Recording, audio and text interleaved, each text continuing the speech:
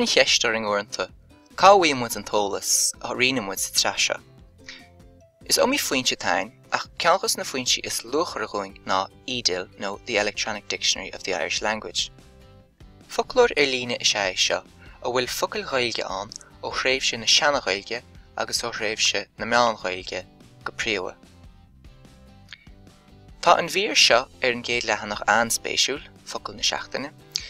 Ranaítar focail le, dintar cuirsís bhrí an ocail agus an gaí an núsáidtar an focail sin sna tíoch na ina bhfuil sé le fáil. Má tá focail a chuardachad agus má higann tú chuna sa litrítaí an focail sin i dréibh sí luathe na teanga is féidir é chuirdíireach isteach. An bosca seo do headword only a líana agus é a chuardach. Dintar cuardach na ceannacail amháin sa gás sin seachas na hantrálacha fad.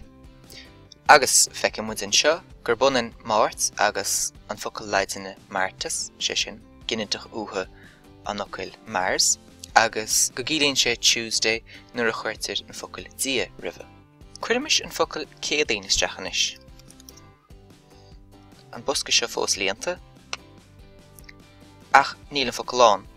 Tá sé seo tarlaí mar cé go raibh an focail céadaoin an sa tréimh sí luathe san teanga, ní mar sin a litrítaí é, agus mar sin de becheart doing an bosca seo a dhíthe ceáil le go gúrdóthar na hantrálacha chomá leis na ceannacail. Faigimid dhá an sin, ní hé seothaí an chéad ceann, ach seo é, agus feicimid gur bé an chuí litrítaí é ná céadaoin C I fada T F I fada N.